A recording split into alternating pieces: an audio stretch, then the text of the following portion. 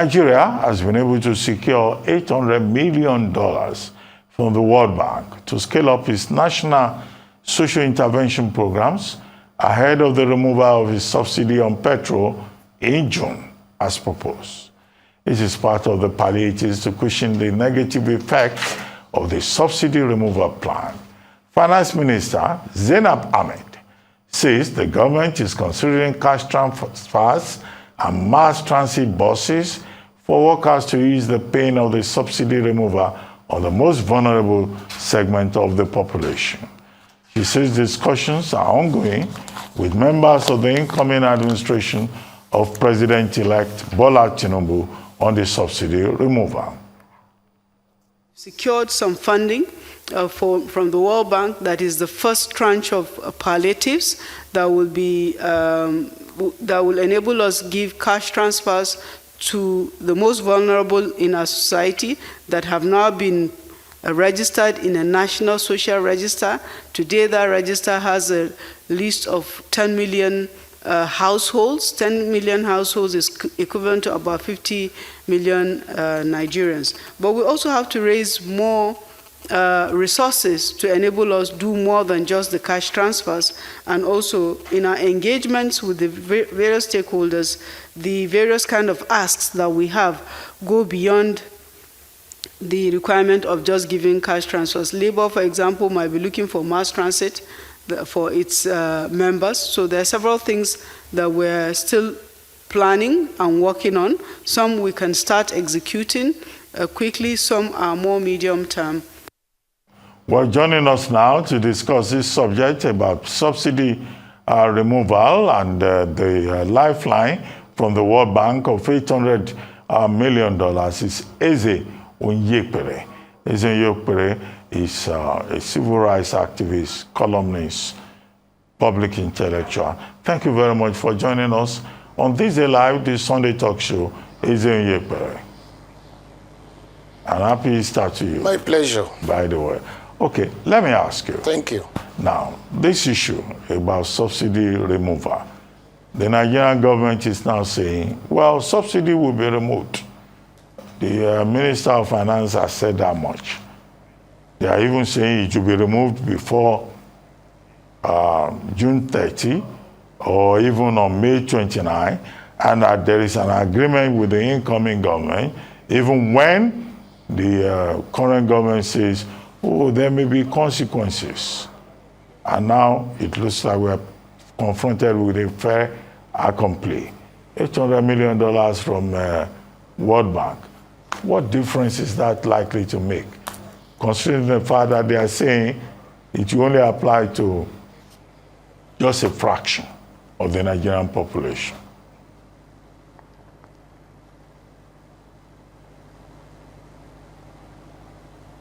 Hello, Eze, are you with me?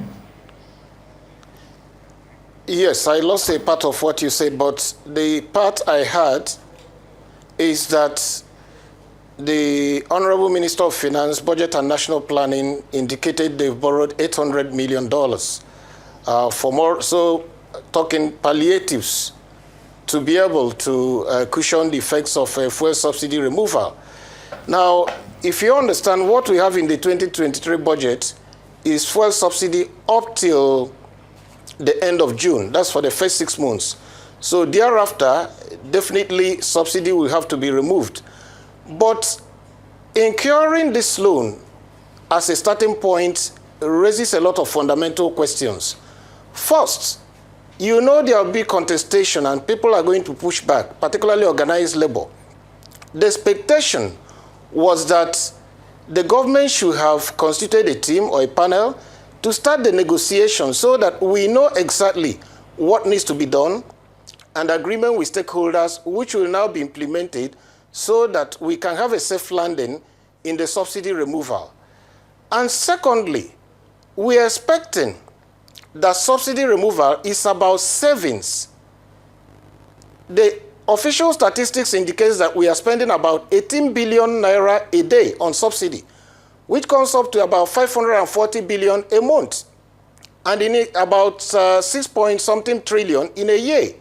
So the expectation was that instead of going borrowing, that out of 540 billion naira in a month, we could use 3 or 4 days of subsidy, which could come up to about 54 to 70 something billion, and use it to cater for the poorest of the poor. Even if we are going to do palliatives, if we are going to do mass transits, subsidy or whatever we need to do, it should not be an opportunity to begin to incur new loans.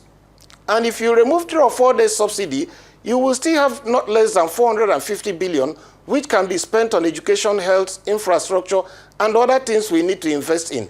So the whole idea of starting to increase public debt simply because we want to remove subsidy, is not something that is well thought out, particularly before discussions with organized labor, the private sector, and even mapping of stakeholders that need to be engaged have happened. So it is not proper. And if you remember, the fiscal responsibility law talks about borrowing only for capital expenditure and human development. It did not sanction borrowing for consumption, which is exactly what we are trying to do by giving out palliatives with borrowed money. Even if the money to be borrowed, we are going to pay over a long period of time, you ask yourself the question, we have been giving out these palliatives to the poorest of the poor over the last 8 years. We need to first of all understand what exactly have we achieved with the money we've been spending as a basis for us to continue to deepen that spending. So it's not just sufficient and enough for us to simply say, go and borrow $800 million simply because we want to remove fuel subsidy without first of all having a discussion with stakeholders on the way forward. But do we have a choice in this matter? What has been pointed out by the Ministry of Finance is that this is clearly stated in the Petroleum Industry Act 2021. The government said, we'll shift the goalposts till much later, but it is also the position in the medium-term fiscal framework. So it's a matter of law. So is it not that Nigerians are faced with a fait accompli? Whether they like it or not, that subsidy will have to go on May 29 before the new administration comes in. Is there a wiggle room for the new administration to say, Buhari talked about consequences in an interview with Bloomberg. So we too can say, we will not remove the money. Whereas there seems to be a consensus among economists that this subsidy regime is unsustainable and that in fact the Buhari administration moving the goalposts is an act of illegality. What do you say to that and how Nigerians will be affected? I am not an advocate of the continuation of fuel subsidy. What I'm saying is that the procedure for the removal and what government should do is a challenge here. So, if you have to remove fuel subsidy, like I said, there's a budget for fuel subsidy up till the middle of the year. So it's taken for granted that as from July 1, there will be no more fuel subsidy. There should be a roadmap for that removal. And what is that roadmap? There will be always challenges and contestation, like I said, with organized labor and with a lot of stakeholders. Why don't you first of all engage them to say, we are removing fuel subsidy. What can we do to cushion the effect of the fuel subsidy removal so that it will become more palatable to Nigerians and they will also understand where the money is going? And when you do that, everybody will be on the same footing. Everybody will understand the reason why it's being removed and what will be done with the savings and what kind of palliatives or cushioning that will be done. So it's not a question of whether we should remove it or not. I'm fully for its removal. But what I'm against is new borrowing. You don't need to borrow. Like I said, you are saving 540 billion a month. Why don't you bring out 60, 70, 80 billion, even if it is 100 billion a month, and then use it for palliatives? Use it to cushion the effect of the subsidy removal on the poorest of the poor. By the time you take away 100 billion, you still have 440 billion you have saved, which you can now invest in other critical sectors of the economy. So the issue is about the process, the template, the roadmap, the procedure. And you know there's a deficit of trust in government today in Nigeria. Many Nigerians will say, okay, if you remove this money, where are you going to put it into? These are the things that should be discussed, and a social contract, some form of agreement, had, so that at the end of the day, there wouldn't be much resistance. Otherwise, if we simply go like we are doing now, government goes out on its own, go and borrow money, and starts disbursing it. And like I did ask, what has been the impact of the monies that have been disbursed over the past 8 years, for the poorest of the poor? All we have seen is that after the disbursement of the monies, poverty is also increasing, according to the official Bureau, National Bureau of Statistics. So if what you have been doing in the past is not working, why don't you interrogate it, discuss with stakeholders, and come to a new solution, rather than repeating and digging deeper into the hole when you say you want to come out of that hole? What you are doing is not working. You don't need to continue it. Find other strategies of reaching out to the poor and then take it forward from there. Okay, let me ask you. We've been through this route before. In 2012, the Jonathan administration came up with, palliatives, Shopee, all of those efforts. What is the guarantee that palliatives will work this time around? And with Labour saying that, look, what you need to do is to deal with the issue of the refineries. Make the refineries work. Reduce the cost of fuel, PMS, that is, in this regard. What do you say to that? Even if Moman and Ipman are saying, we support the ideology about subsidy removal, but you have organized labor saying they will shut down Nigeria if government goes ahead to even remove subsidy.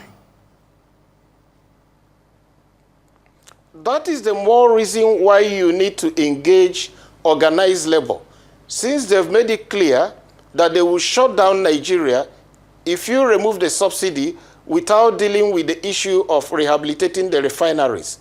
And this is the time to engage them, to make them see reason why they should not shut down Nigeria. And part of making them to see reason is that it's been announced several times by the government, previous governments, including this government, that monies have been set aside for the rehabilitation of the refineries. The last time I heard, it was about $1.5 billion by this administration. And they told us the refineries were going to be ready sometime in 2022.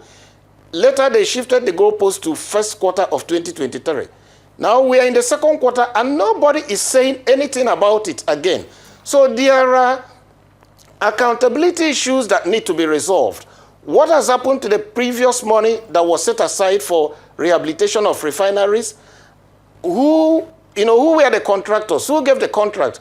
At what stage are we? So when you resolve those issues, you can even begin to convince organized labor to say, okay, we're at a very critical stage. In the next 2 or 3 months, these refineries will come on stream. And of course, it's not going to be a promise. They are going to go with you, with some technical experts, and see the quantum of work already done and what is outstanding. And then they will agree with you to say, we are representing labor. This is where the ordinary people, this is where the workers, if you put money here, it will at least cushion the impact of the inflation that will come up. It will at least cushion the impact of, the money that they were using before not being enough. And definitely, if you look at the level of inflation and the more that will come when you remove the subsidy, with the even increase in the price of electricity, you may need to negotiate a new minimum wage. And so that's why I'm saying there has to be a roadmap. It's not something, even though it's in the law, that anybody comes to announce magisterially. It's not self-executing. And this is a policy that will touch lives. It's a policy that will touch people who are already impoverished. So I am not against it per se. I'm saying there must be a roadmap. And stakeholders must come on board, agree on what needs to be done. It is not just for the government of the day or the minister or the president to simply dictate, to say, this is what I want to do. Nigeria has gone beyond that level. We've gone beyond that stage. And if they insist following this the way they are going now, there will be a shutdown of government, there will be serious contestations, and it may not work at the end of the day unless we are going to forcefully, shove it down the throat of Nigerians and maybe go as far as shooting people on the streets who are going to protest against the fuel subsidy regime. Or you may likely have to drag workers out of their houses to say, come and work against their will if they say they don't want to work. So there must be engagement. There must be a roadmap, there must be a template, and there must be an agreement. And there must be utmost transparency and accountability to show where previous monies have been invested. Otherwise, it's not going to work. Okay, let's talk about something related. The Nigerian government says it's now providing 320 billion for tertiary institutions. It's called Intervention Fund, to be managed through TET Fund. But ASU is kicking. ASU is saying, out of this money, if you give the universities 1.2 billion, you give polytechnics 800 million, you give colleges of education 600 million, there should be a balance of over 132 billion, representing about 41% of the total amount. And they are saying, where is that money going? They say it's a good idea for you to give tertiary institutions money, but what do you think the problem is? Because you will expect that ordinarily the university, the tertiary education sector should just be happy that government, in fact, is saying, we'll give you so much money so that you can address your issues. Well, let me state that, you know, that TET fund, it used to be about 2%. It was later increased to about 2.5%. So whatever money government is bringing, whether it's part of TET fund or not, they should invest the whole of it. The idea that you put out 50% and kick back 50%, it doesn't make sense, because the sector has been deprived of so much funding in the past. What you have, even if the 320 billion were invested, it will hardly scratch the surface of the problem. So there is no need for us to just keep back 50% of it and simply invest only 50%. And even looking at the problem of the sector holistically, we need to have a moratorium on the establishment of new universities, new colleges of education, new polytechnics. Government is finding it difficult to fund already established ones. But every day you listen to the news in the National Assembly, they're still trying to create new institutions. All we need to do is to increase the carrying capacity of existing institutions, establish new faculties if there are new competencies that are not already available, increase the size of the lecture halls, increase the size of the laboratories or build new ones, increase the size of the hostels, hire more lecturers, and pay the lecturers a real living wage for the kind of work they do. So if you look at the challenges in the sector holistically, it's not just even about disbursing this money alone, and of course introduce a measure of transparency and accountability in the universities. We did a project a couple of years ago where we are following up on the Auditor General's reports, and virtually all the universities had more than 1 billion, 2 billion they could not account for. And incidentally, when we kept asking them to give us information under the Freedom of Information Act about how the money we spent, most of them were not forthcoming.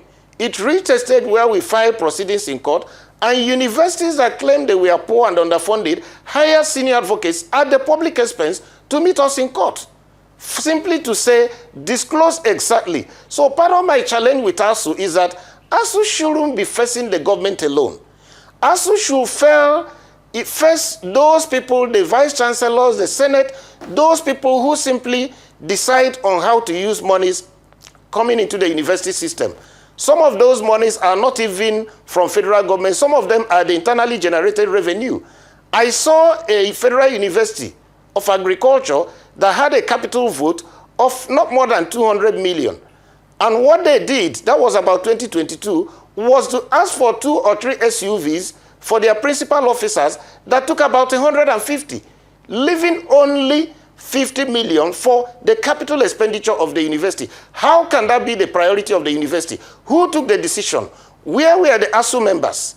Why didn't they stop that at that level? So there is a lot of misapplication of resources in the universities. There's a lot of money that comes in which is not properly accounted for, which is outside of what comes from the federal government. So that transparency and accountability is very, very much needed in the university system. And with the competencies available to us, so the economists, the lawyers, the doctors, the engineers, I expect them to look their management in the face and ask them very difficult and hard questions and insist there must be value for money, not for university management to decide we want to wall the university as a major capital project. A university that may be up to 4 or 5 kilometers, you put in billions to wall it.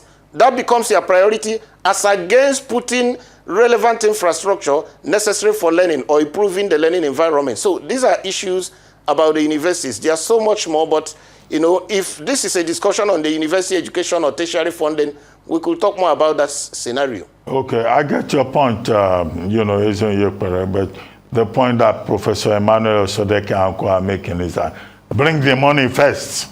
And then when it comes into the post of management within the system, we can begin to worry about it. So that you don't take 41% to go and address bureaucracy. So on both sides, in and out, there is a problem here that we need to deal with. But the bigger issue is that we need to address the challenge of making our university systems better, of making our tertiary sector much better. Well, thank you very much, Onyekpere, for joining us on this Live, this Sunday talk show. We'll keep a watching brief on the subject.